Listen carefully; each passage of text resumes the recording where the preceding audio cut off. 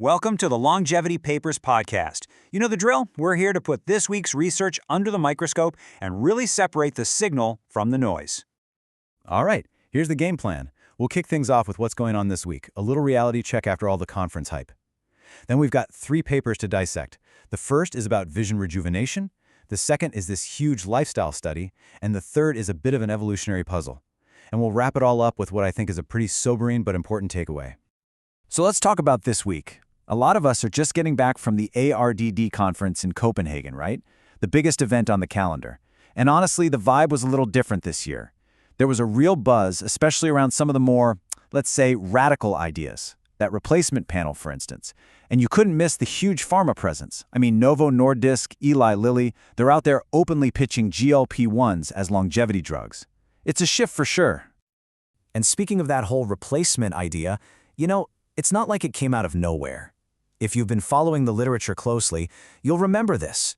The panel was led by Sierra Laura, with Vadim Gladyshev, and of course, they were the ones who put out that big perspective piece in Nature Aging. That was 4 months ago? Back in May 2025. We actually flagged it on longevitypapers.com when it first dropped. So it's kind of cool, but also interesting to see it now becoming a major talking point at a big conference. Okay, but this is exactly where we need to take a step back. The conference was buzzing with these huge futuristic ideas, full body replacement by 2100, but then you look at the actual papers that came out this week and, well, it's a different story. It's the slow, steady, incremental grind. And that gap between the hype and the reality is what we're all about here. So let me just be completely honest with you. I've gone through the papers this week, and there are no breakthrough findings. There's nothing that warrants getting super excited about. And you know what? That is totally, completely normal. This is what most weeks in science look like, and our job is to keep a level head about it. All right, let's get into the first paper. This one's from the Whitehead Institute, and it's up on the preprint server bioRxiv. That's bioRxiv. And it definitely has an interesting hook, rejuvenation with Yamanaka factors. So here's the big claim from Lou and the team. They're saying they can use the OSK factors, that's OCT4, SOX2, and KLF4, to actually restore vision in old mice. But, and this is the really cool part, they're claiming it happens through a whole new pathway involving an enzyme called GSTA4. This means they can get the benefit without having to do a full, and let's be honest, pretty risky, cellular reprogramming.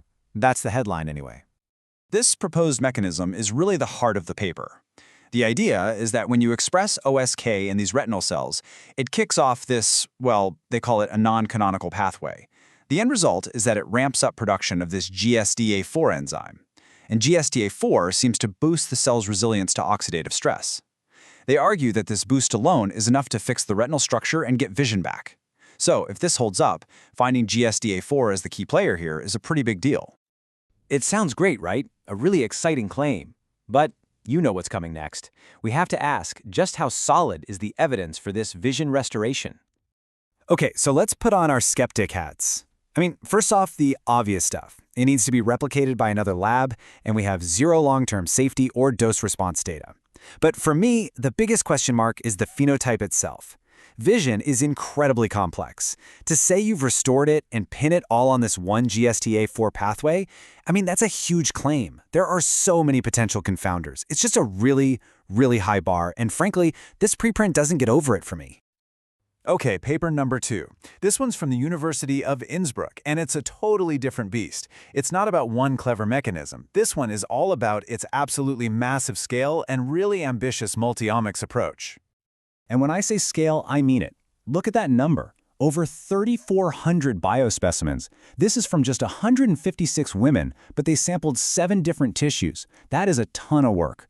From a methodological standpoint, it's a beast of a study, and the data set itself is going to be super valuable.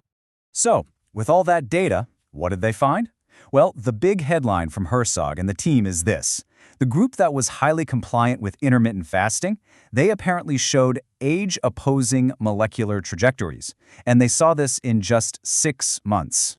And right away, this is where my alarm bells start ringing. See that phrase, highly compliant? That is a massive red flag for selection bias. Who are these people? Are they just more motivated? Are they biologically different to begin with? We don't know. And beyond that, 6 months? That's nothing. Claiming any kind of meaningful age reversal in 6 months is a huge stretch. What we're likely seeing are just temporary changes in biomarkers. We've known for ages that lifestyle changes do that. It doesn't mean you've actually changed functional outcomes or health span. To really know if this means anything, you'd need a proper, randomized controlled trial that runs for, say, 2 to 5 years and looks at hard endpoints, not just markers that bounce around. All right, for our last paper, we're shifting gears completely. This isn't an experimental paper. It's a theoretical one. It's from Ising and colleagues at City University of Hong Kong, and it's asking a pretty deep, almost philosophical question about why rejuvenation is so rare in nature.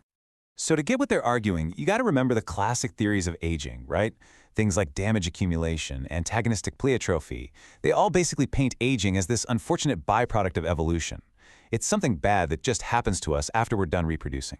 This paper makes a really interesting counter-argument. They say, hang on a second, if aging is just this bad thing, then wouldn't rejuvenation be a massive evolutionary advantage? We should see it all over the place. But we don't. It's super rare. So they propose a different idea. What if aging isn't a byproduct at all? What if it's a programmed defense against things like pathogens, and evolution actually selects against rejuvenation? It's a total flip of the script. It's a cool thought experiment, for sure, but the framework is pretty shaky when you look closely. It relies on really simple models of insects, and a lot of the examples of natural rejuvenation out there are, let's just say, overblown. Plus, this whole pathogen control idea doesn't have a lot of hard evidence behind it. And really, for those of us in the lab, the most important point is this. What's natural in evolution doesn't really tell us what's technically possible. So it's interesting philosophy, but it's not really actionable science.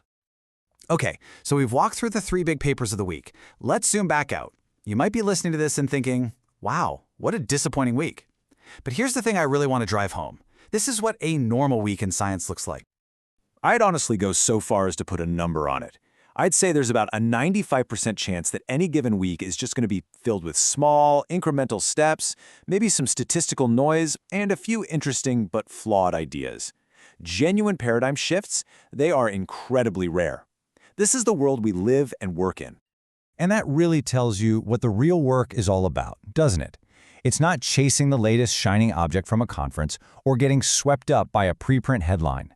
The real work is the grind. It's rigorous replication. It's designing those boring, long-term studies with hard endpoints. It's tearing apart the assumptions in every single paper you read. That is the only way we're actually going to move the needle. Which kind of leaves us with a final question to chew on, right? We see these flashes of genius, these really exciting ideas, but at the end of the day, is this slow, incremental, super skeptical grind the only real way we're ever going to get to those big longevity breakthroughs?